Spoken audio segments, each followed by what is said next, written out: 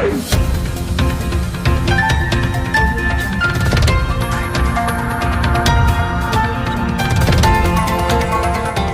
देख रहे हैं मगरा न्यूज राजस्थान, खबरें सबसे तेज।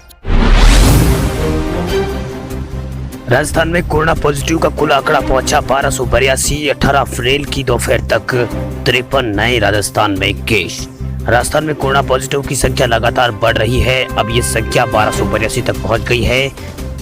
यहाँ दोपहर 2 बजे तक का कुल 53 नए पॉजिटिव केस 18 अप्रैल को आए थे। नागौर से आज 12 नए पॉजिटिव केस सामने आए। भरतपुर से 27 नए केस और जोधपुर से 2 केस और अजमेर से 2 केस और बांसवाड़ा से 1 नया केस आया। जयपुर से 3 नए केस और जैसलमेर से 1 केस और कोटा से 5 नए केस सामने आए हैं। जयपुर में कुल आंकड़ा 497 पहुंच गया है। जोधपुर में कुल आंकड़ा 156 हो गया है तो कोटा में कुल आंकड़ा 97 और टोंक में कुल आंकड़ा 93 पहुंच गया है। भरतपुर में कुल आंकड़ा 70 तो बांसवाड़ा का आंकड़ा 60 पार हो गया है। झालावाड़ में भी कुल 18 का आंकड़ा पहुंच चुका है। राजस्थान में 17 अप्रैल रात 9 बजे तक कोरोना पॉजिटिव पाए गए 17 मरीजों की मौत हो चुकी है। राजस्थान में 33 जिलों में से 25 जिले कोरोना की चपेट में आ चुके हैं। वहीं राजस्थान के 8 जिले ऐसे हैं जहां पर अभी तक कोई भी कोरोना पॉजिटिव केस नहीं आया है, जिसमें राजसमंद, जालोर, सिरोही, बारां, सवाईमाधोपुर, बूंदी आदि जिले शामिल हैं। राज्य में लगातार बढ़ रहे कोरोना की मरीजों की संख्या को लेकर मुख्यमंत्री अशोक गहलोत ने अधिकारियों के साथ हालातों की समीक्षा और बैठक की। मुख्यमंत्री अशोक गहलोत ने अधिकारियों से कहा कि जयपुर में कोरोना वायरस से मुक्ति के लिए युद्ध स्तर पर काम करें। साथ ही अधिकारी मिशन के साथ जयपुर को कोरोना मुक्त करने की दिशा में आगे बढ़े। सीएम ने अधिकारियों से यह भी निर्देश दिए हैं कि क्वारंटाइन के लिए अधिक से अधिक स्थान चिन्हित कर बुनियादी सुविधाएं उपलब्ध करवाई जाए। मुख्यमंत्री ने कहा कि 4 दीवारी की जिन 13 क्षेत्रों में संक्रमण के मामले ज्यादा आए हैं वहां पर विशेष फोकस किया जाए। राजस्थान में कोरोना के हॉटस्पॉट बने भीलवाड़ा में 2 और मरीज हुए ठीक। अस्पताल में अब कोई नहीं है कोरोना संक्रमित। आज लॉकडाउन का 25वां दिन है और 25वें दिन एक बड़ी खबर आई है।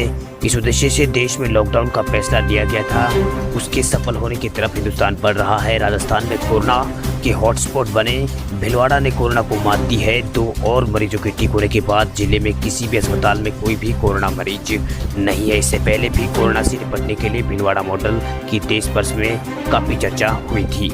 कोरोना को रोकने में लॉकडाउन का फैसला कितना कारगर रहा है उसे बताने के लिए सरकार ने जो आंकड़े पेश किए हैं। स्वास्थ्य मंत्रालय के मुताबिक नए मामलों के बढ़ने की गति 40% तक कम हुई है। यही नहीं, देश में संक्रमित लोगों के ठीक होने की दर भी बाकी दुनिया से बेहतर है। राजस्थान का भीलवाड़ा जहां एक वक्त कोरोना वायरस तेजी से फैल रहा था, वह कोरोना मुक्त हो चुका है। उड़ीसा में लगातार दूसरे दिन भी कोई नया पॉजिटिव केस नहीं मिला है। गोवा में सिर्फ एक ही कोरोना पॉजिटिव है जो जल्द ही ठीक हो जाएगा। यूपी का बरेली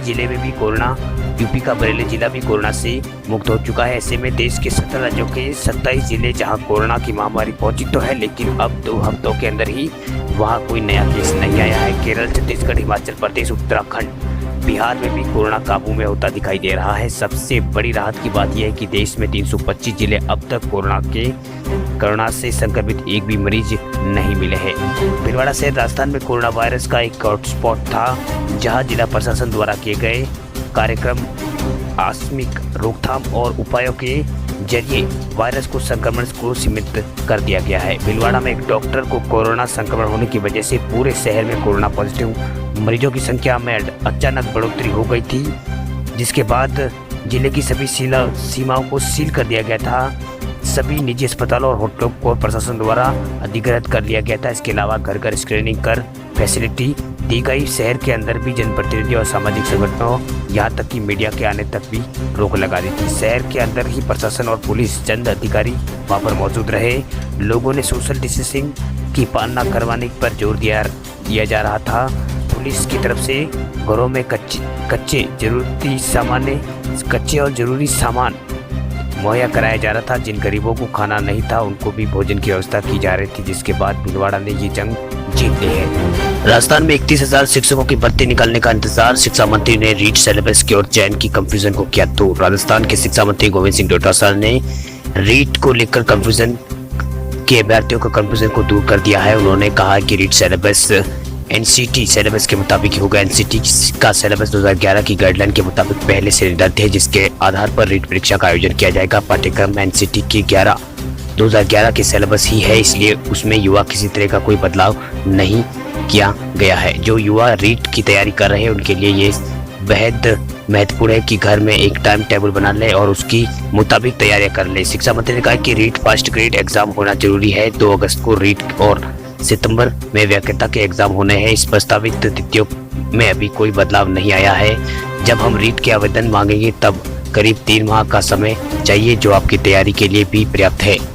3 मई के बाद अगर रीट परीक्षा की तिथि में कोई बदलाव करने की जरूरत महसूस हुई तभी विचार किया जाएगा। रीट सिलेबस में कोई कंफ्यूजन नहीं है। उम्मीदवार अगस्त सितंबर में परीक्षा को मानकर ही तैयारियां करें। डोटासरा ने कहा कि रीट सिलेक्शन के आधार क्या होगा, 70.30 राष्ट्रीय होगा, उसका अलग से पेपर होगा, कोई मापदंड तय होगा। ये सभी चीजें शिक्षक बनाने के लिए है। वही पात्रता परीक्षा के लिए पात्रता परीक्षा में किसी तरह का कोई बदलाव नहीं है, इसलिए रीट की तैयारी अभी से मानकर शुरू कर दे अभ्यर्थी। उन्होंने कहा कि सेकंड ग्रेड अध्यापकों के लिए भी हमारा सिलेक्शन हो चुका है। जिस तरह से स्कूल खुलेंगे तभी चयनित 9000 शिक्षकों की नियुक्ति देने का काम करेगा। आने वाले सत्र में सेकंड ग्रेड के अध्यापकों की कमी की समस्या से भी निजात मिलेगी। वही तृतीय श्रेणी अध्यापकों की 31,000 पद भरने के लिए अगले वर्ष 2 अगस्त को रीट की परीक्षा आयोजित की जाए। जनजाति उपयोजना के क्षेत्र पर अभ्यर्थियों की मांग को दृष्टिगत रखते हुए इनमें 6080 पद टीपीसी क्षेत्र के अभ्यर्थियों के लिए आरक्षित रहेंगे। राजस्थान में व्याख्याता पदों पर भर्ती के लिए सितंबर 2020 में परीक्षा होगी। 3000 पदों पर व्याख्याता भर्ती परीक्षा होगी, जिनमें अभ्यर्थियों को एक और मौका मिल जाएगा। राजस्थान में प्रधानमंत्री उज्ज्वला योजना के तहत 59,73,000 से अधिक महिलाओं को निःशुल्क गैस सिलेंडर मिले। कोरोना महामारी के संक्रमण के रोकथाम के लिए किए गए लॉकडाउन के दौरान जरूरतमंदों को सहायता के लिए प्रधानमंत्री गरीब कल्याण पैकेज की घोषणा की गई थी। इस पैकेज के तहत सभी पात्र महिलाओं को प्रधानमंत्री उज्ज्वला योजना के तहत रसोई गैस सिलेंडर निःशुल्क उपलब्ध कराना शामिल है। प्रदेश में प्रधानमंत्री उज्ज्वला योजना के अंतर्गत 58,73,000 से अधिक महिलाओं को निःशुल्क एलपीजी सिलेंडर दिए जा चुके हैं। गैस सिलेंडर की एवज में उन महिलाओं के बैंक के खाते में 4,447 करोड़ लाख रुपए से अधिक राशि हस्तांतरित की जा चुकी है। राज्य में लगभग सभी महिलाओं को गैस सिलेंडर प्राप्त हो गए हैं, उनके खाते में भी पैसा जमा हो चुके हैं। इस योजना के तहत पात्र महिलाओं को 3 सिलेंडर निःशुल्क दिए जाएंगे। उज्ज्वला योजना में निःशुल्क सिलेंडर मिलने से प्रदेश की ग्रामीण और शहरी महिलाओं बड़ी पसंद है। सिलेंडर मुफ्त मिलने से हुई बचत से उन्हें अपने घर चलाने में काफी मदद मिली है। कई महिलाओं ने बताया कि गैस सिलेंडर की डिलीवरी के दौरान गैस बॉय ने भी कोरोना से बचने के उपाय का पूरा ध्यान रखा है। दूरी बनाए रखने के साथ ही उन्होंने सिलेंडर के ऊपरी रिंग को भी सैनिटाइज करना ताकि संक्रमण न फैल सके। कर्फ्यूग्रस्त क्षेत्रों में खाद्य सुरक्षा के लाभार्थियों को गेहूं की जगह मिलेगा आटा। प्रदेश में कर्फ्यूग्रस्त क्षेत्रों में राष्ट्रीय खाद्य सुरक्षा योजना के लाभार्थियों को गेहूं के स्थान पर आटा वितरित किया जाएगा। लाभार्थियों को कर्फ्यूग्रस्त क्षेत्रों में फ्लोर मिल से आटा तैयार कर गेहूं के स्थानों पर आटे को वितरित किया जाएगा। आटा उपलब्ध नहीं होने की स्थिति में गेहूं देते हुए क्षेत्र के अतिरिक्त चल आटा चक्कियों पर मोबाइल फ्लोर मिल्स की व्यवस्था पर कर्फ्यूग्रस्त क्षेत्रों में निवासियों के पास जारी किए जाएंगे, ताकि बारी बारी से आटा पिसाई के लिए अनुमति दी जाने के विकल्प रहेगा। इस दौरान कर्फ्यूग्रस्त क्षेत्रों में सोशल डिस्टेंसिंग का भी मापदंडों का पालना करना जरूरी है। खाद्य मंत्री रमेश चंद्र मीना ने बताया कि कर्फ्यूग्रस्त क्षेत्रों के लाभार्थियों को दिए जाने वाले गेहूं उठाव भारतीय खाद्य निगम से सीधा आटा मिलों को किया जाएगा। प्रदेश में मई माह से गेहूं के लिए यह व्यवस्था की जाएगी। उन्होंने बताया कि आटा मिलों द्वारा गेहूं की पिसाई कर प्रति किलोग्राम अधिकतम 100 किलोग्राम और 10% चीज़ें काटते हुए दिए जाने वाले गेहूं को मात्रा बदल में उन्हें आटा उपलब्ध करवाया जाए। खाद्य मंत्री ने बताया कि आटा मिलों द्वारा 10, 20 और 25 और 50 किलोग्राम की पैकिंग तैयार की जाएगी। लाभार्थियों को उनके पात्रता के अनुसार दिए गेहूं की मात्रा से अनुपातिक करते हुए उसे गेहूं की जगह आटा वितरित किया जाएगा। उन्होंने बताया कि गेहूं के बदले आटा की मात्रा आधार पर गेहूं की पिसाई और पैकिंग एवं समस्त प्रवाहन लोडिंग और अनलोडिंग का व्यय तरल ठोस से किया जाएगा। वही आटा मिलों से उचित मूल्य की दुकानों पर आटा पहुंचाने के बाद लाभार्थियों को वितरण करने से पहले पोस्ट मशीन में एंट्री की जाएगी।